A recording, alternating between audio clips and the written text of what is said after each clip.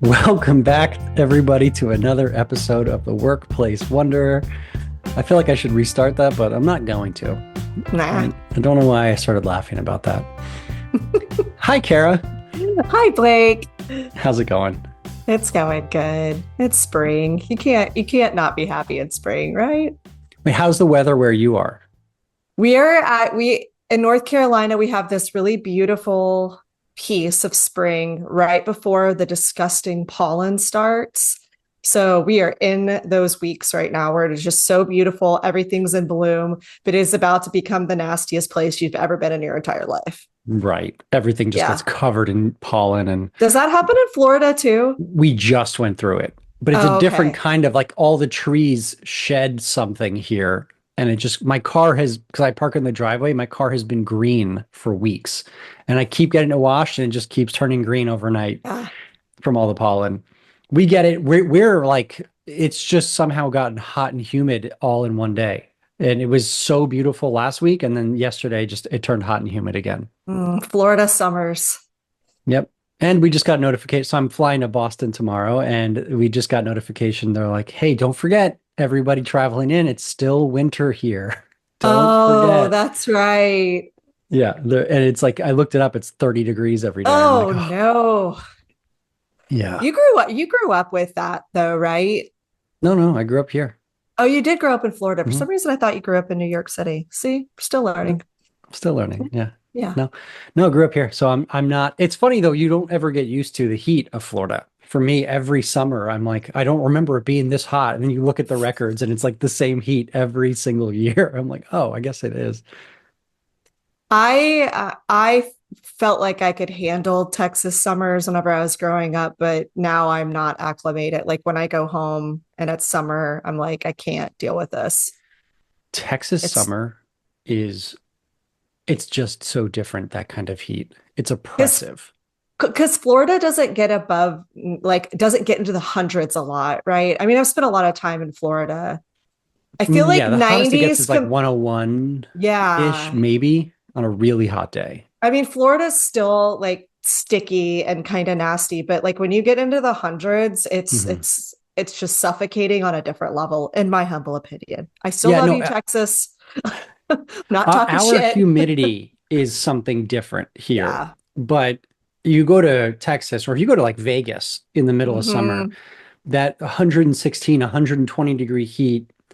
I remember going to Austin to do a training at an organization, and I'm there. I wake up in the morning. I'm like, I'm going to go work out, and I Mm. just cannot cool back down. Yeah. And I have this presentation later in the afternoon for 3 hours that I got to do, and I'm Mm. trying to stop the sweat from happening. But even in my hotel room, just middle of the day, it was so hot. You just could not cool down no matter what you did. My wedding was on April 27th. And April in Texas is normally like perfect Texas weather, but the day of our wedding, it was 100 degrees.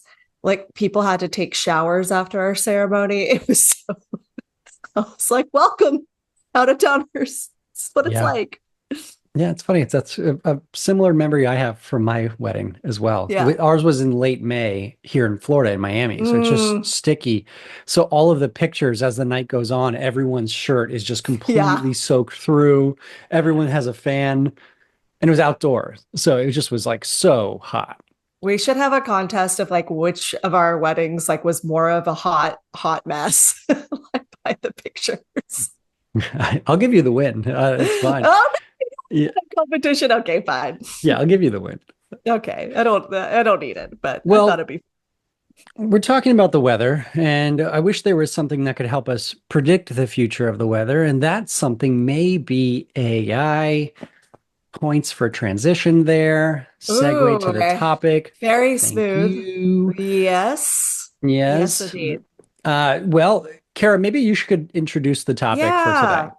So I'm reading this book right now on AI and leadership, and I begrudgingly picked up this book because it just kind of sounded like a bro book. But I do love AI. I'll talk more about this. I read a lot because of a lot of reasons, but I Wait, just like what's a bro book? Hold on, you got to stop there for a second. What's a bro book?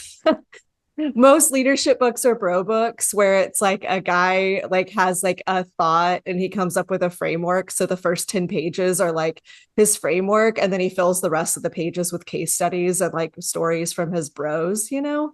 So Ah, so okay. there's a saying that leadership development for women is put into the self-help section, and leadership for men is called leadership, right?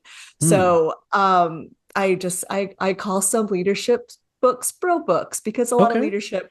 leadership books are written by the potatoes, you know. The Not all. Brotatoes, the Bro Montanas.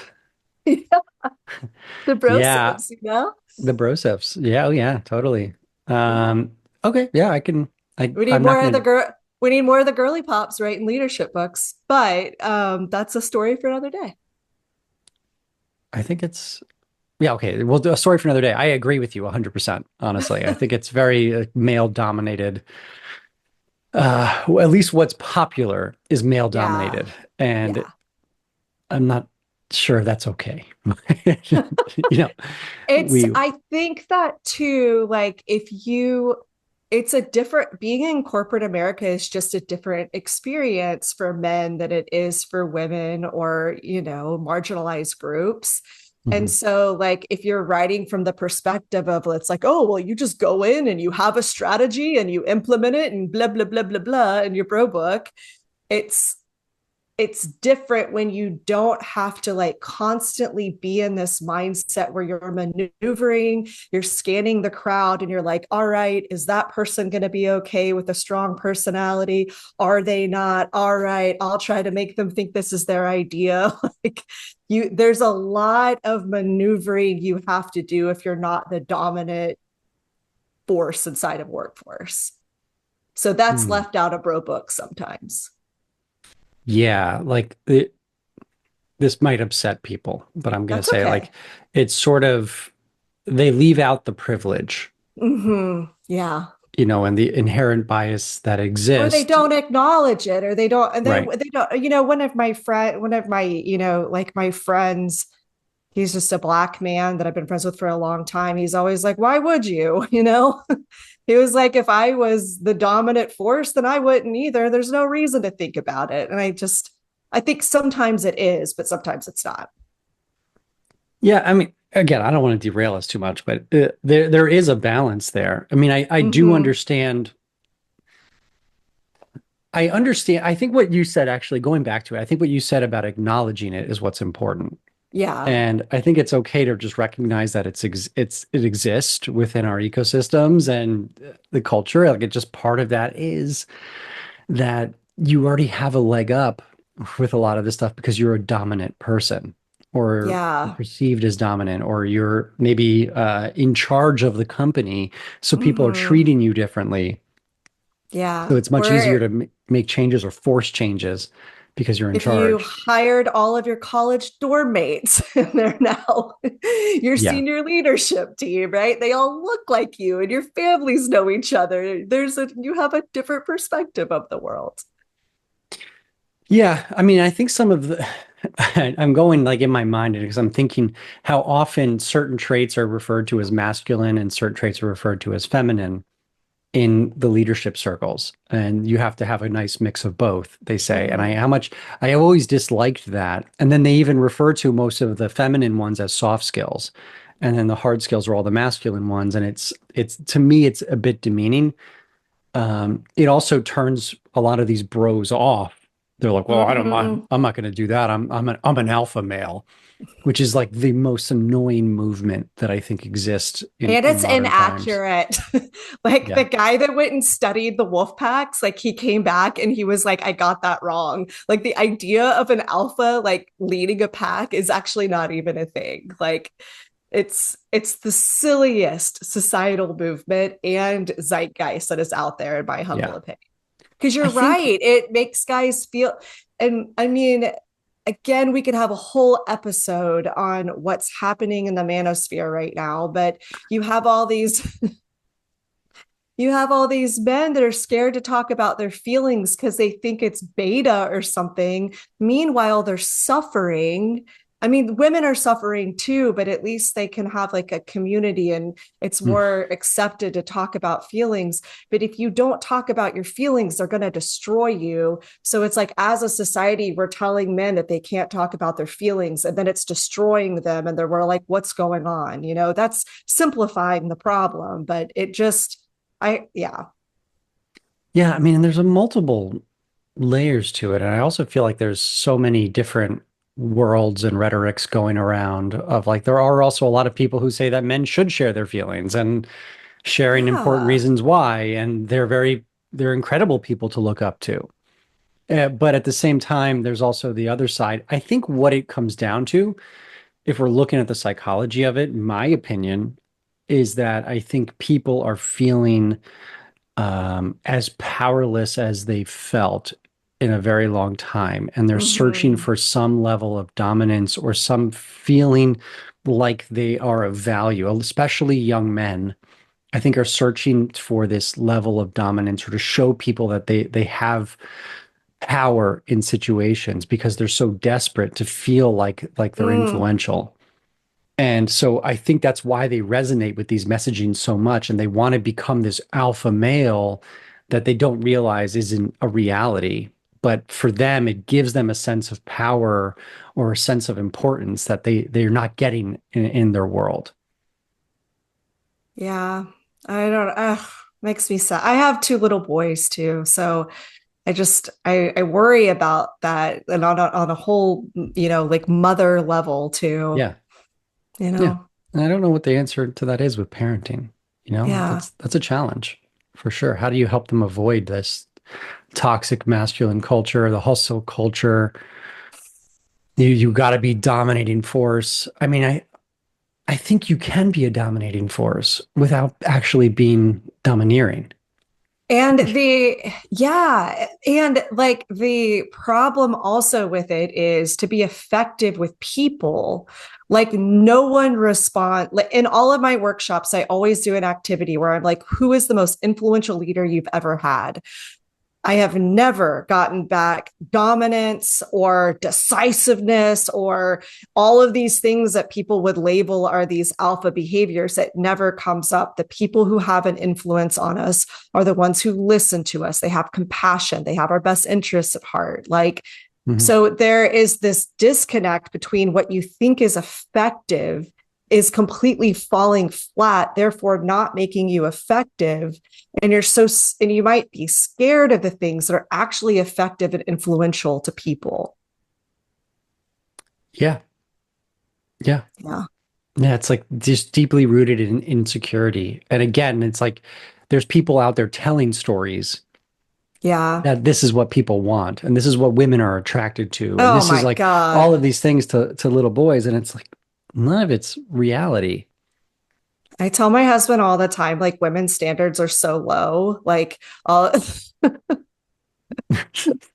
like I mean, like the health. I don't know. I mean, I basically got married at 25, so I don't know anything about that world and like before online dating. So I recognize I don't know anything, but it's like, but I do know it's like what I hear people complaining about is that they just want to be listened to, you know? It's Mhm. it's like if Well, a guy could just go out there and like listen or like ask a question, he'll probably be able to get any girl he wants. But right. you know, I don't know. I also think that's the desire of most men, by the way, is that they just want to be listened to in a way. And I think that's where it comes down to. Understood. That's Yeah. that's where it comes down to, like them searching. They think that in order to be heard and understood, they have to be this dominating force that is aggressive. And Yeah. I think, like you said, I've never met anybody who responds well to aggression, Mm-mm. unless No. they have some deep therapeutic concerns that may be rooted in their childhood and that's what they're used to, maybe. But I think for the most part, most adults don't respond well to aggression. And in fact, we kind of look at it with like, it's cringe. What are you doing? Like, Mm-hmm. don't act like that. Who do you think you are? Yeah. And I think like what you said too, it's not like a man or woman. It's not like a gender thing. It's like everyone wants the same thing at the end of the day. Mhm. You know, everyone just wants to be understood. Yeah. Yeah. So. Anyway, AI. Sorry, Anyways, hey, bro books threw me off. how are you going to segue this one? Okay, so I thought this was going to be a bro book, but I picked it up anyways. But it's actually been kind of interesting. It hasn't gotten down to the human level yet, which I think will be a good part of our conversation. Is how do we think that AI is going to help people become more human? But it does talk about using AI as a strategic thinking partner and how you can be strategic in using the tool to help you be better at your job. So there have been some good nuggets that I've shared along the way. So what I thought we could do today, we're not going to talk about bro books. It's not really a bro book. The guy, he's good. Um, so what I thought we could do today is that I asked AI to say, I use the prompt, we have two co-hosts that are leadership nerds, basically. Give me some good questions that people would want to know about people who study leadership, talking about the connection of AI and leadership. And then I also put some things in there. I said, I need you to also expand this into questions and conversation starters about neurodiversity and access to education. Hmm. Because I think that this will be something that you and I talk about. But I think that one of the advantages of AI is going to be that it's not going to gatekeep information. Like there's going to be so much more access, like for people to go off and learn and achieve whatever they want to achieve if it doesn't ruin everything in its wake. So Okay. here's our first question. Sounds good. I'm just like slipping in bombs today. So Yeah. You're like hardly scaring me and then shaming the male race in a backwards way. And no, I'm joking. And then partly I'm providing not some a great man information. hater. I Oh, promise I'm not a man hater. no, this is like almost like a compliment sandwich. What you're doing is like you're giving like a really important fact, a little dig, and then another important fact. Am I toxic? I think, I are think you AI? so. Are you AI? um, I also need to plug that I just read the book Careless People, which was the whistleblower of Facebook. And so Okay. she was talking about the downfall of Facebook and all the immoral things that they were been doing. So I'm reading this on the back end of reading that. So it's probably not the best place. All right. So, is AI already reshaping industries? How do we see it changing leadership development in the next 5 to 10 years? It's our first question from our AI buddy here. Well, so okay, so for the first half of the question, yeah, I mean 100%. Yeah. AI has already shifted everything at this point, especially in corporate America. I think actually anywhere from schooling all the way up. It's really like infiltrated all of our lives for the most part. Yeah. I agree. I think it's only getting more sophisticated. Yeah, every time I mean every time I use it, it seems like it's adding features and getting smarter and becoming more conversational. I think I had like a half hour conversation with ChatGPT yesterday. Like literally Really? went back and forth asking questions. It answered me. It asked me, does it want me to do something else for me? And I just kept going with it and went down this huge train of thought. And it gave me this beautiful outcome, but it was so helpful. Yeah, I definitely use it in the same way. It just I think that especially I don't know if you see this in yourself, but I do think that we have a similarity of having like a lot of thoughts, like our brains are on overdrive all the time, right? Mhm. And I think most people's brains are on overdrive, but if your brain is thinking about a million different things all the time, it helps you focus and it helps you kind of like calm down and like and get into one area. And what I see that it helps me do is actually put structure to some of my flimsy thoughts, Mhm. you know? Yeah, I could see that. Yeah. I have a That lot of makes flimsy thoughts. it does have a really interesting way of being able to interpret like abstract thinking Mm-hmm. and give me the answer I was looking for. And I'm always surprised it understood what I was asking for. Yes. Yes, absolutely. Okay, so it's already reshaping industries. We already know that. What do you What do you think it's going to do with leadership development, leadership education? This is a big, we could probably spend the rest of the time talking about this. I think what it's going to do, okay, so I tend to have like a bit of a more optimistic perspective on this. I think, I do too, by the way. There's part of me that's a little nervous, like any other old folk that's there, but I'm Mhm. also optimistic. I want to say we're probably aligned on that, but please Okay. proceed. My thought with it is that I think with in terms of leadership development, it's just providing easier access to information.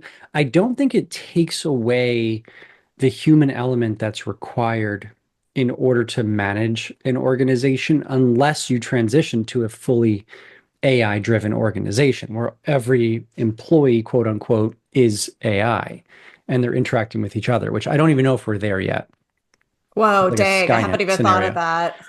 But yeah, right. But I think for the most part, what I'm hoping that it's going to do is to um, one, it's probably going to start costing companies less money. They'll probably hire less consultants because there is going Mm-hmm. to be, if there's a quick fix that's needed, or if there's a question of going, hey, I have an employee who is constantly talking down to the other teammates. What is the best practices to help deal with them? These are our policies. And like you can kind of, Mm-hmm. it can do a step-by-step approach. So I think when there's an individual scenario, I think it's going to be really helpful for leaders. I think also though from the leadership development perspective on the side of a consultant or coach, I think it's going to actually really benefit us in a very strong way that it's going to cut down on research time. I think we already have a pretty firm foundation of what's good and what's not. And it's going to help us cut down on research time. It's going to cut down on a lot of the menial tasks that use and consume our brain energy, like creating a slideshow or doing a lot of these things that took hours to get done, that were ultimately a waste of time for us. I think it's going to cut down on some of that stuff. So I think it's only going to make us look better. And it's also going to let us do what we do best, the best aspects of our personalities and our careers and our education. We're going to be able to show up a lot fresher, a lot more prepared with the assistance of AI. Yes, I agree with all of that. I think it is going to cut down the menial tasks. And I also think the very optimistic side of this is that when people start learning about leadership, when they start learning about human behavior, Mhm. they, and statistically speaking, they learn more about it, right? So that is going to make it, I think that it's going to make a positive cascade effect so that more people are going to be learning about leadership and it feels more accessible because it's at their fingertips. These are some of the statistics I use is that the average age that people start getting leadership training and leadership development is usually 42, right? And there's Mhm. a small amount of organizations that are offering the training. It's like it's this thing that people don't necessarily go seek out. And so it's going to change that and it's going to make it so it's more available. And from my experience, when people start understanding leadership models, when they start seeing themselves more in the word, when they start lowering their insecurities, when they start feeling more confident, they become better leaders and therefore they're a healthier leader for that team. And then that causes all sorts of positive things. So I think the more education that's out there and accessible, the better it's going to be. And you're right, like that it's going to allow us to do the things that we're good at, which is that one on one. If you think about conflict management, if you think about coaching or teaching managers how to use the skill of coaching, if you think about delegation or even like the priority matrix, right? There's so many examples of these really cut and dry models that have a lot of human stuff underneath that you have to have a conversation and you have to process to be able to move past. Right. Because every situation is so nuanced. So it Mm-hmm. can provide you general examples and ways to approach certain scenarios. But in the end, we do rely heavily as human beings on nuance Mm-hmm. when we're trying to decipher a situation. So I think no matter what, it's going to require some human, it's always going to require human touch if we want to be Yes. successful. Humans are influenced by other human emotions.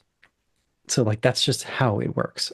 So We've got to be able to use it as a tool to help us leverage the work that we're already doing. Yes. And I think in our profession, if anybody's scared, is that there has to be an element of critical thinking. So, and I wrote about this recently, but I had someone send me in an example where that ChatGPT told them to use a sandwich method when it came to feedback, right? Like, unless you have been like reading updated leadership material, you're not going to know that that's incorrect, and you might be going and using an outdated model and getting a bad response from your employees. Mhm. So there's still I don't think someone's going to be able to go and build a full leadership development program if they don't have a holistic understanding of like the history and the models and the research and how everything fits together. So that's my other 2 cents on that. I think it makes a lot of sense. I also think that I think and just as a cautionary tale to people, I think people need to also be very careful if they are going to take advice from AI for certain Yeah. leadership required moments. Something that happens in their life that they requires them to be a leader, and then going to AI for that advice. Just always remember that no matter what, it's a machine. And as much as it understands emotions on a theoretical level of what something may feel like, it's never experienced the actual emotions that we as human beings deal with every day. So it doesn't really know what that stuff feels like. So we have to make those considerations and make sure that we're not turning into AI and just following things or addressing situations that may be difficult conversations or challenging as if we're robots as well. We have to make sure we are influenced by the emotions because we understand them. And we have to think about what emotions are going to arise in every one of those conversations and consider that when we make those approaches. So what you're saying, there's so much intelligence and emotions that a machine's never going to be able to figure that out. No, it'll never know what it feels like. It'll know Mm-hmm. conceptually, but last week when we were talking to Sidon about grief, the ways that he viscerally described it. AI can contextually tell you what grief might feel like, and it might tell you about the Mm-hmm. 7 stages of grief or the 9 stages or 15, whatever there is now, but it can't tell you what it feels like to have your heart ripped out of your chest. It Mm-hmm. doesn't know what that feels like. So it'll never be able to be fully correct when it comes to dealing with difficult human situations or really happy human situations or celebrations. It'll never fully understand what us as humans are going through in every moment. It doesn't know what it feels like to love a coworker, to care about a Mm-hmm. coworker, to feel overshadowed by a coworker. It'll never know that stuff. It can conceptually, but never fully understand what that does to us and how those emotions influence every one of our behaviors. Absolutely. Well put. Okay, number 2. What leadership skills do we think are going to be most important in an AI driven workplace? I think we already talked about this, but Mhm. what do you Um, think? what leadership skills are going to be? I think humility, Yeah. a big one. I think creativity. AI is great if you know how to use it and you have If to you know ask how the to right ask the questions. questions. Yep. Right. So that also another leadership skills, asking the right questions, learning how to form an appropriate question to get the type of answer that you need from the person or the type of information you're seeking is really important. I also think there's a piece of this of being able to be influential. So we have already had all of the information at our fingertips forever. But it's different of like meeting people where they are, understanding where they're coming from, and giving them a solution that's going to work for them. And we've already talked about this, but this idea of when people go and they get higher education, and then it's hard for them to translate to like Mhm. different types of people. So it's that influence translation Like, how do I get people to understand at a human level what this concept is, whether it be empathy or humility or anything, any of the different leadership topics, right? Like, how do you get people to understand it's important, even if AI is like creating the business case for you? Yeah. So like motivation, Mm-hmm. being able to motivate and influence, you've got to be able to take what it's telling you and then figure out what is actually going to be influential in your specific case. And if you go back to our conversation about the about this like alpha versus beta, right? Mhm. It's like we know there's so much statistics that if a workforce is human focused, if leaders are using empathy, if they are people first, that it's going to lead to better profits, it's going to lead to better results, but there's still so many barriers. Like people just cannot wrap their minds around it. So even if we have AI giving us these tools and statistics to creating these business cases, it's still going to hit a brick wall with people. Mhm. So we're still going to have to figure out like what it's going to take to influence a better working world. Yeah. You know what AI can't do? It can't make me laugh about the way humans behave. Like, for example, when they fix their headset and it makes their hair stand up. Ah! Like those types of things, AI will never give me those moments with the people. Yeah, take that. AI. Get them. Get them. All right. Can AI actually make leadership more human? This is our next question. What do you think? That's where my optimism is. Again, like I had a buddy that told me that he was in this group chat with all these restaurant there's a name for that. I'm going to mispronounce it, but it's like restaurantpreneurs or something like that.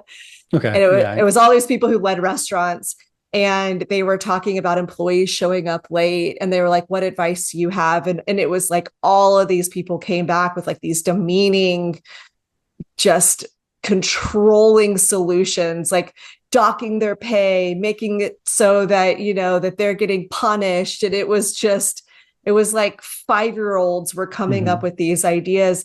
And he said it was so interesting because the only inclusion of a humanistic solution was from AI. Like, Wow. yeah.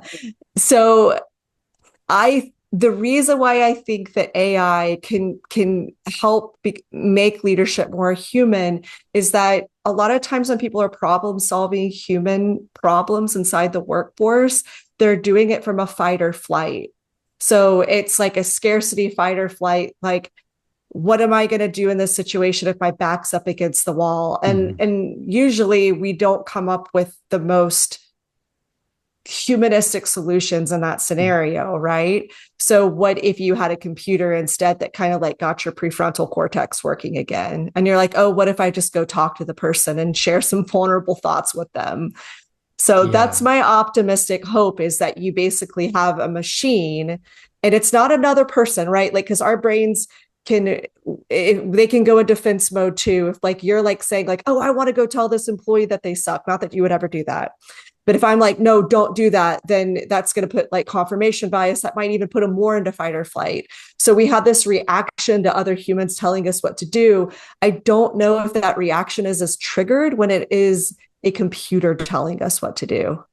I think it might get people out of fight or flight mode and like get them into critical thinking, logical thinking a Okay. little bit easier. Does that Yeah, make yeah, yeah, yeah, sense? yeah, yeah, yeah. I see what you're saying now. Um, yeah, I agree. So it's almost like you could take advice from it because it's not trying to hurt you. It's just giving you the most like logical, factual advice in that moment and reminding you to like be human in a way that it's not another person telling you. It's not like if my wife is upset and I'm like, calm down. Like if Mm-hmm. AI said it, maybe she'd be like, oh wait, maybe I do need to calm down. But there's not some emotional attachment to the person who's telling you that may just make it worse. Um, but no, I see what you're saying, and I think that's really a smart way to look at it. I think that makes a ton of sense, and it could be really helpful in that. You actually reminded me and I think we may have talked about this in the past, but I was at this table full of business owners in Delray Beach, and all they wanted to talk about was how lazy everybody is and how they can't Hmm. keep anybody. And Nobody wants to nobody work for can them. think for themselves, right? That's the other big complaint. Nobody can think. Everyone's Nobody can lazy think and for nobody themselves. can think.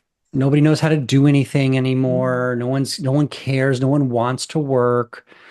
And I was the one, like, I'm sitting there getting frustrated because, and I'm like, this is my first time at this meeting with all of these people. So nobody knows me.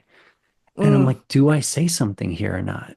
And ultimately, it just went on for so long, and the examples were getting more and more ridiculous that I finally had to say something like, what if we took accountability for why they're leaving? You know, like maybe our approach to leadership or management is outdated. And maybe we need to shift with the times and recognize this is a new population coming in that cares about different things. And the blowback that I got Oh, I immediately can from these only people, imagine. you know, and then of course, quietly afterwards, hey, I really liked what you said. Like, I agree. But everybody in front of everyone else has to act all like they're posturing and showing that, like, oh, I'm dealing with the same issue and we should get rid of them all. Everybody is lazy. And I wonder if in AI in that moment, what they would have pointed out of like, I think people make that common mistake just in general. You know, it's always like Hmm. everybody's quitting, everybody's leaving, nobody's happy here. People suck. And they don't look at them. The first place they should look is like, what am I doing? You know, but I think maybe you're right in this sense of if somebody typed in the situation, like, I can't keep an employee for more than 6 months. I don't know what's going on. What do you think I should do? I wonder if AI would suggest take a look at yourself. Look in the mirror, bud. Yeah. Yeah, actually, Um, why don't we do this live yeah, while we're let's do recording? it. I'm gonna Uh, ask it if you want to talk while I'm doing this. yeah, go ahead. No, I think I think that you know what it's making me think of my husband struggles with insomnia, right? And I hope he's okay with me saying this. He's usually open about this, not anything else. But and so when I have a problem in my life, what I do is I get hyper focused and I go read everything that humanly possible about that topic. And Yeah. it's not healthy, but it's just what I do. And so when I was, and this was a long time ago, I was researching insomnia. And one of the things it was saying is that one of the most successful ways of curing insomnia is actually to read about it. So they call it bibliotherapy. So if Okay. you read about insomnia and like these tactics of like how to have sleep hygiene and all these different things, you can end up curing yourself faster than any other method just by educating yourself about it. And so, but like if you ever meet somebody that struggles with sleeping, they are so defensive. And like, so I don't ever say, I don't, I mean, because I went through that, I have some things I can talk to people about, but they don't want to hear it, right? Because Right. they're so fed up. They can't see clearly about it. But if they go and read it for themselves, then I think it helps that, you know, that automatic defense that's in their brain. And maybe it'll be the same with AI. Hmm. Yeah, I mean, maybe. I don't know. What's our Um, what's he I'm trying to say? prompt it. I'm prompt engineering right now. Okay. Um, so I'm trying to play the role of the CEO. So a small manufacturing company is struggling with turnover. They hire people fresh out of college and they seem to only last 6 months before quitting their jobs. As the CEO, I think people are lazy, entitled, and have no interest in working.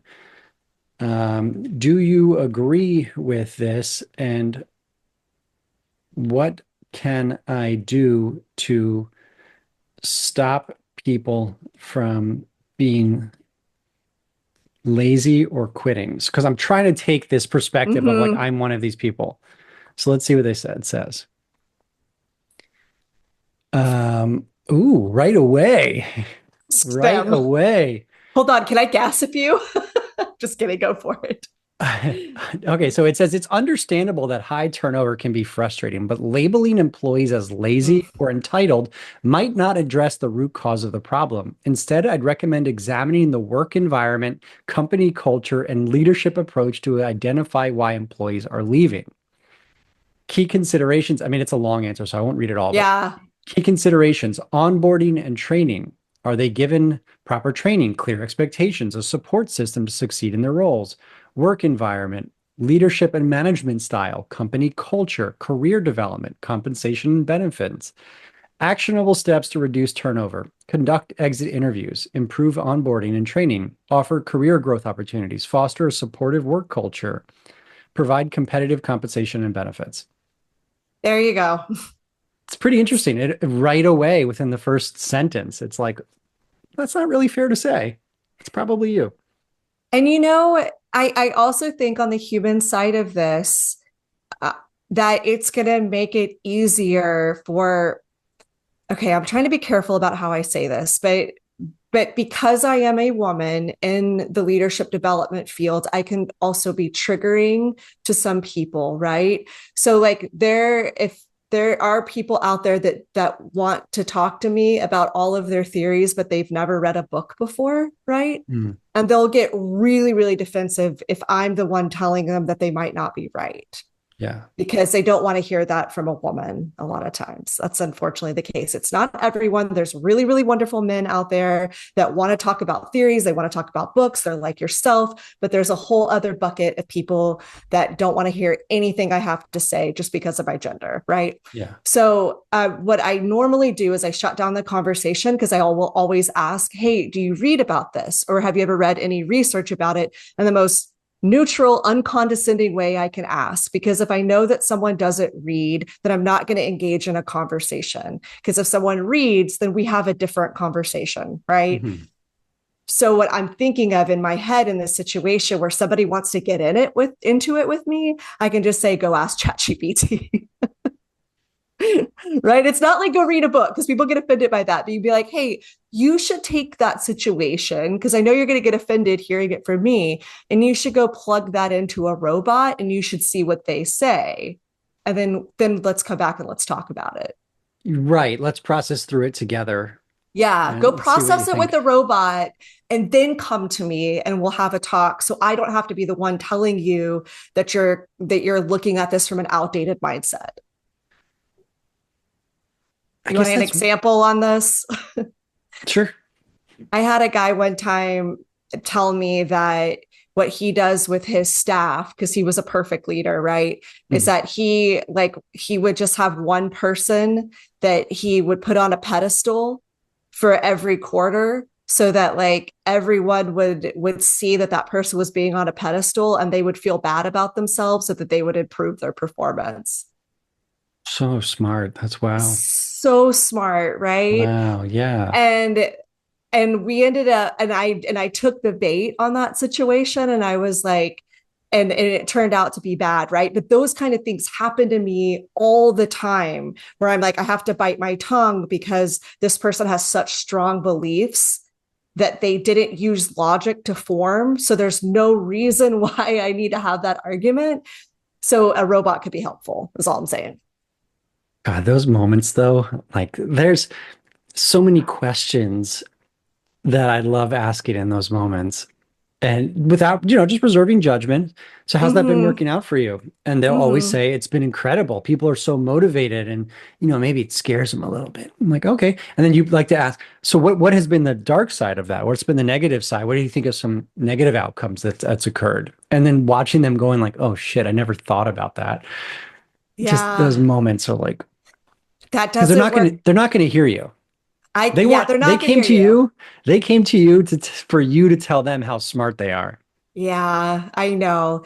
But again, it's different. Like because it's me, they get really, really triggered. Like it because it's usually there's some kind of men are better than women if someone's Mhm. coming to me in that situation. And so like if I'm telling them they're wrong, then they get really, really mad and I'll see them get their feelings hurt. And so I just have to get away from the situation. Or you just become more alpha. No, That's your problem. You're acting like a beta. I'm I think not if you no, it's not a thing. listen, not all of us can be wolves. You know what I mean? Okay. All right, but I've been leading packs since I was born. yeah, just yeah. I don't know. I haven't cracked the alpha code, so that's on me, really. If you think about it, I'll take accountability. I'm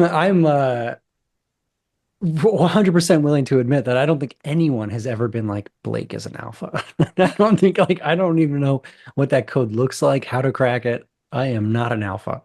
And I don't really want to be. It's also not a thing. I'm going to link this wolf study in this episode. Okay. Please Okay. send it to me. Okay. All right. Our next question on here, and then I'm going to do one more of these, and then I want to get into um, the impacts of education and the beautiful things I think it's going to do for education. Okay. So let's do one more of our AI questions here. What's one misconception about AI and leadership development that we can clear up? I don't know if we know the answer to this, but we can try. Oh, I might want to reframe this if you don't mind. Sure. I think we could talk about the misconception, but I also am curious from because you're in the throes of academia right now. Mhm. If you see people that are scared and are maybe not, I don't know. I'm curious what the academia perspective and misconceptions might be if you're okay sharing it. No, I don't see anybody who's scared. I see confusion. Is that Okay. I think everybody's figuring out how to use it at this point. And um, I'm thinking about it. I think my school's pretty progressive. So it's like Yeah. it's not the typical old school learning institution where so they see something like AI and they're not necessarily threatened by it. It's okay, what should we allow? What shouldn't we allow? And how do we now infuse it with the curriculum? So I think there's a lot of that going on.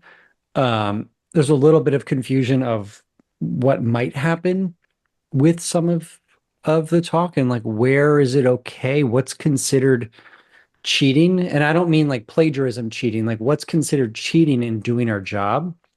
But I've seen some incredible stuff of the ways that it's used. Some professors, one of my professors, they are a consultant, organizational consultant. Were hired to do this massive assessment of a cultural assessment for an organization, took all of the data, and it was months long of data. And normally they have to sit there and codify it by Mm-hmm. hand. And they just took it, plugged it in, and it was able to pull out the themes for them. And it was so much more helpful. They spent a lot more of their time focusing on an intervention than having to sit there and codify for weeks on end. Yeah, that's awesome. And I also think about how many people I hear from that say that they can't put together PowerPoint slides. They have all these Mhm. brilliant ideas, but they don't know how to, make them pretty is the Right. expression. And now I think we're going to have so much more access to great ideas because that's not going to be a barrier to people. So I hope most universities and most people in academia are looking at this like your university is because I'm very hopeful it's gonna be a good thing. But there is this human nature part, right, where we like to repeat trauma. So it's like, oh well, if I had to put every comma in the right place and make sure my citations are perfect, and I had to read through every single one of these research articles, then this next generation should do it as well, right? So I'm curious if some of that is going to come up, but I'm hopeful it's not. Well, it's funny you say that because part of me agrees with what you just said. Yeah. And I do think like if you're gonna get earn a specific degree, especially at the highest level, the doctoral level, if you're looking at that, I think you need to earn it, not AI. Mm. So again, I think it comes down to how you use it. I'll give you a great example actually right now, and it's a gray area, and no one knows how to do it. Hopefully, professors aren't listening right now. Um, is that I am using it for I'm in statistics right now. Mm, And I know that any research that I'm going to be doing, I'm going to be using AI to help make mm. sense of the data. So instead of doing using the programs that we're supposed to be using, or instead of reading all of the articles and all of the textbooks that are all I have all virtual on my computer, I am just copying and pasting them into ChatGPT or uploading the document and telling it pull out the main points that I need to know because I don't feel like it's appropriate use of my time to sit there and read Yeah. 70 pages per chapter about correlations when I can just ask ChatGPT, what does this mean? And tell me why it's Hmm. important for me and give me a lots of real life examples of how it would apply to organizational psychology. And I got the point at that point. I'm Yeah. done. So I'm And using now it in you that sense. can, yeah, and now you can use that. And it's like you're doing that more. And then you're going to have a more holistic view of like all these different research topics that are out there and how they all fit together. So, 100%. I've also used it a number of times with some really heavy, for some reason, like any I wouldn't even say this actually. A lot of research articles are written in ways that are not meant for normal people to understand. no. And I don't care what level of schooling you're at, unless you have the most incredible vocabulary in the world, you're not going to understand it. So you end up having to look up. My first semester, I was copy paste into Google, looking up words the whole time. And now, if when those articles cross my desk or I have to read it for a week, I'm just dropping it in ChatGPT and saying, hey, explain this to me in simpler terms. What are the key Mhm. concepts? Explain it to me in simpler terms. Beautiful. I And love then it's it. and then it's up to me to be able to apply it in a real life scenario. And I think that's where the doctoral thinking and academic thinking comes in, not just taking what it told me, but also figuring out how it shows up in real life. So there is a balance there. But I certainly also don't want ChatGPT to get my degree for me. So I also have a sense of pride in my learning process and want to make sure that I am learning throughout it as well. Yeah, absolutely.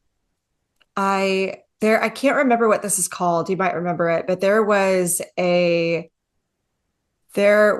movement a while ago to make it so that documents were written in plain speech. I think it was called plain speak or common speak or something like that. But Yeah. it was like this idea that we should be writing plainly you so that normal people can read, but I don't know if anything happened with it. But that but even that writing with all this like very eloquent vocabulary at this high level, is it necessary? Right? Is it because it's not communicating? It doesn't communicate to the masses if Yeah. we're writing like what we think a doctor should write, like, Hmm. right? Like is it gatekeeping in a way?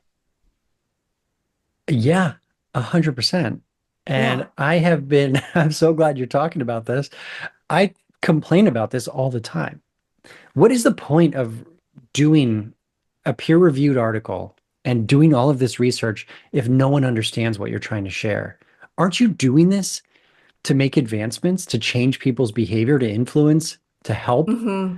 So why would you do it if people aren't going to understand? I swear, like I have this idea for my dissertation that I want to focus on, but there's this nagging thing that keeps popping up of wanting to do a dissertation on this exact problem Interesting. of how to change the way that we deliver information, high grade, top of the world, top of the level, state of the art information in a way that is the most palatable and understanding of why we need to make this shift, which may end up being more like a blog article, which probably I can't do it for a dissertation. Um, but I want it to be somewhere in an academic circle where people go, you know what, maybe you're right. Yeah. I don't know. I think it's a great dissertation.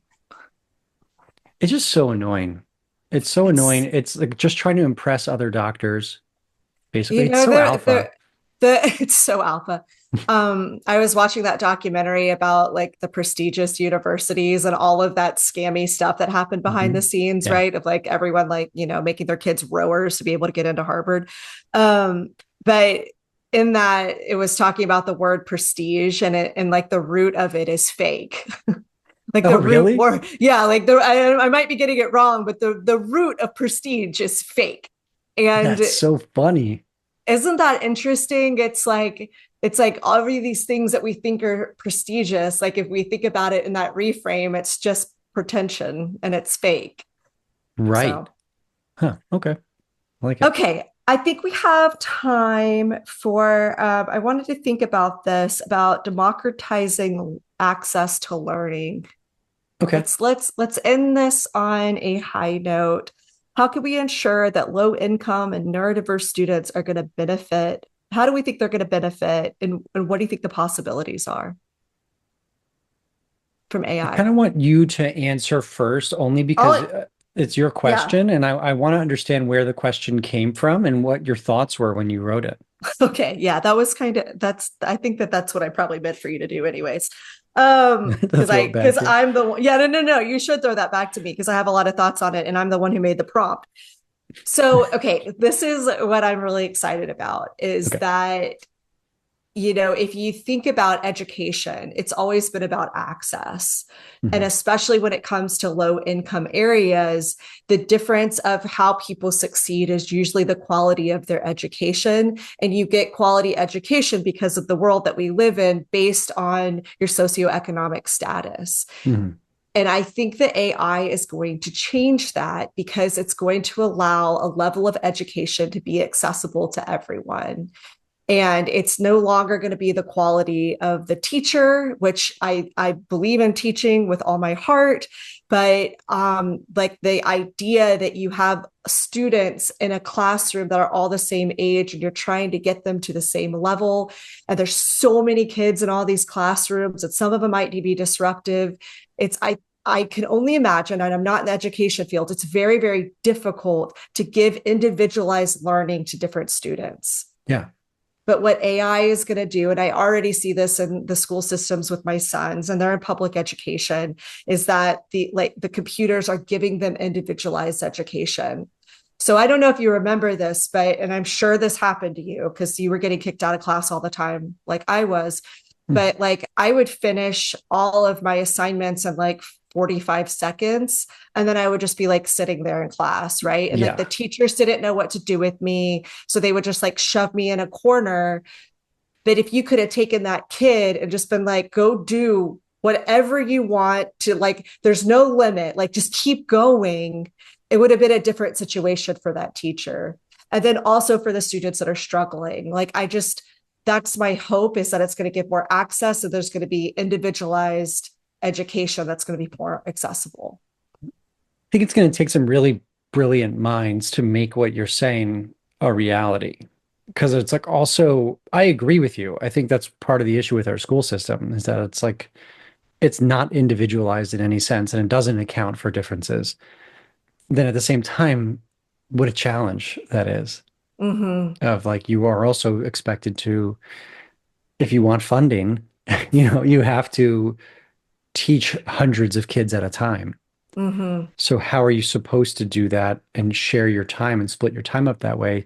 And then I guess so what you're proposing is the use of AI for that, which I think makes a lot of sense. It's just I wonder how it's going to progress. The technology is going to progress to get to a point where we can get there and it can get to Mm-hmm. know each student and their needs so that it can adapt to help teach them. Yeah. And then what's the teacher's role in all of that? Like there's so So many questions. there's a school in Texas, and I just follow them on Instagram, and it's an AI school, and I think that there might be some false positives there because it's a really, really expensive school. So it's like the people who are paying like gajillions of dollars to be able to get their kids in this school probably have other access to like Mhm. tutoring and everything under the sun, educational opportunities. So you can't I don't know if you can say in that situation from a statistics standpoint that the school is the one creating all of these really high results if it's Mm, if it's also the situation. yeah. um and but it's AI learning, like the kids are learning on their programs at their level, at their speed, and then the teachers are just guides to help them like on their learning paths. So they have 2 hours of learning and then the rest of the day they just go and do life skills, which that I don't know, it's an interesting concept. That I'm is like interesting. I'm keeping my eye on it. Yeah, right. Because like I mean that does make a ton of sense. I mean, most of the stuff we learn in traditional schools is BS anyway. Yeah. So, or not BS, but it's not necessarily doesn't very help you very much in life. So I wonder though, you mentioned the word tutor, and I'm thinking now like that may be the best use of AI is Mm, for tutoring. And yeah. I wonder what would happen if you said, okay, my son is struggling with geometry. Can you do a 1 hour question answer tutoring session? Start the timer now. He's going to sit down, start with your first question, and help them process it through, and just keep asking questions based on the interactions. So, like Yeah. teaching parents or teaching teachers how to prompt engineer in a way that can help tutor somebody. It's going to be cool. I think it's going to be, I don't know. I mean, I'm really excited about it. And also like the gamification piece of it. Yeah. Like there's going to be so much gamification that's happening and Hmm. yeah, and that goes to the neurodiversity piece of it is that that's really Right. good for ADHD kids. You just give them a game, they'll learn everything that they need to Right. Seriously. No, I learn. mean, I think there's so much possibility, and I think it's hard to imagine because we've never experienced this level of artificial intelligence before Hmm. and this level of technology. Like, we have no idea what's going to be like in 5 years, 10 years, how different the Yeah. world's going to look because of it, which is awesome and exciting. I think the point that we're making on this as people who study leadership is I don't think that I don't think that this type of job or a leader can ever be replaced by AI. I No. think it can only be a tool that leaders use to become better leaders if used appropriately. And just like any tool, you give me a hammer and I can use it wrong or I can use it correctly. And so you've got to learn how to use it correctly in order to help influence you. But you're still always going to need that the human aspect, the human side in order to be successful. Yes, I do absolutely. think there will be certain executive level, like CFO. I could totally see that down the road being replaced by Mm. AI. Yeah, that I mean that's the dark side of it is that there are going to be a lot of jobs that are going to be replaced. Yeah. I Um, mean, and that's what they say. It's that I mean, this has happened before.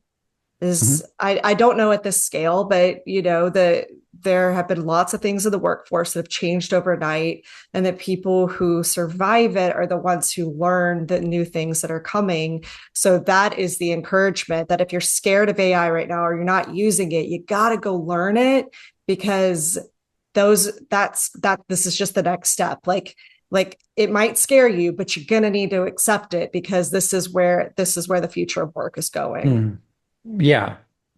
And I think Unless you what's, want to go become a plumber or like a landscape architect, like go for it.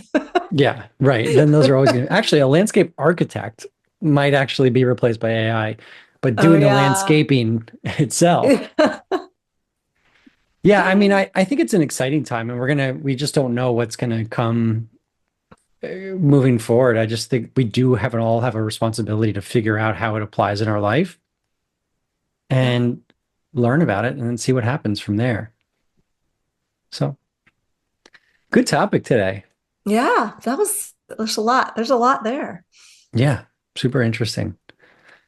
I don't know. And as somebody who's not an expert on it in any sense, I'm But someone who no one uses, is. But right, no one is, right?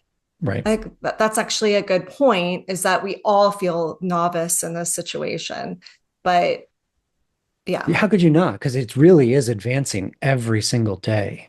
I mean, the stuff yesterday when I was using it, like I said, I had this like 30-minute back and forth, and I was realizing it was remembering Mm, aspects from my prior conversations that we've had. And I'm like, wow, this is really helpful because it's actually speaking to me. It's not just giving me general answers anymore. It's gotten to know me. And it's weird. I've yeah. also had an instance where, did I tell you about this? Where AI messed with me? Like for Oh, real. but I've seen this. I saw Yeah. someone the other day that was like, stop using the rocket emoji, and then it only used rocket emojis. Oh my God, that's hilarious. It got sarcastic, passive aggressive. Maybe they are going to take our jobs. Like if they gets a sense of humor, that's not good. Well, Okay, so my wife and I were watching a documentary about the Amityville Horror House. Did I tell you this? Okay. No. Okay, so it was about the true story that went on there at the house. And my question to it was, my wife had fallen asleep at this point. So it's middle of the night, I'm by myself. It's dark in my room, and I ask it the question, has anybody experienced any hauntings since Ronald DeFeo's murders happened at the house? And they answer, and how many people have lived at the Amityville Horror House since they moved out? It answers the question that like six different families have lived there. None of them have ever experienced anything afterwards. And it's like, why are you interested in this house? And I'm like, well, I wrote back, I'm watching a documentary on it. And I wrote back, do you think that it's possible that it was haunted and is no longer haunted? Mm. And it was like, there's lots of theories as to why this happened and blah, blah, blah, blah, blah. And it's like, said something, why are you worried about hauntings? And I was like, I wrote back I'm like, this is interesting. Let me entertain this conversation. I was like, no, I'm not really worried about hauntings. I'm just curious about the house. Do you believe ghosts are real? And I'm like, I don't know. I'm not sure. Leave me And alone. and then but this is where it started messing with me. It goes, um, are you feeling nervous right now? And I'm like, no. Do you hear that? And I'm like, Shut what? up. No, it did not. And I said, what? I'm like, you're acting like, I wrote back, like, just kept playing along. I'm like, you're acting like you're possessed. And it wrote back, I don't know what would make you say that I'm possessed. I'm an AI machine, a learning machine, that it can't become possessed by anything. And then at the top, where it has like the title of your conversation, it just changed it to possessed right there. And I'm like, the title just changed to possessed up top. Are you messing with me right now? I don't know why you would say I'm messing with you. As I said, I'm just an AI learning model. Did you hear that noise in your living room though? And like, it's messing with me. Did It you just take kept, screenshots of this? yeah. That's the Um, weirdest thing I've ever heard. Like, so that's the weirdest AI story I've heard so far. it just kept going. And then it's like, I don't know what you're talking about. I can't change the title up top. And it just kept going. And then I said, okay, end this storyline. You're freaking me out. Stop. And he goes, okay, the joke's over, or something like that. The story's over. Don't worry. Anything else you want to talk about? And it like just ended it right there. Stop it. Yeah. I was like, Okay, that is so you gotta weird. post this. That is the weirdest thing. It's so long. That's why I couldn't even post it, because it's like, it'd be like 20 pages. But yeah, it was so weird. That's so weird. Yeah. Anyway, everybody, hope you enjoyed today's Anyways, the future's episode. gonna be fine. So basically what we learned today is that if you AI is most likely not going to take over the workplace, but it can be used as a tool. If you do want to take over your workplace, you got to become more alpha and be less Hmm. beta Yeah. Read the and bro books. read the bro books. And Yeah. if you actually want to use AI appropriately, um, I don't know where I was going with that, so never mind. Okay. I was going to make a joke and then it made no sense. So I'm going to stop there. And that's it. Thanks, everybody, for listening. And Kara, thanks for the questions. That was a good topic. Yeah, my pleasure. This was fun. All right, everyone. See you later.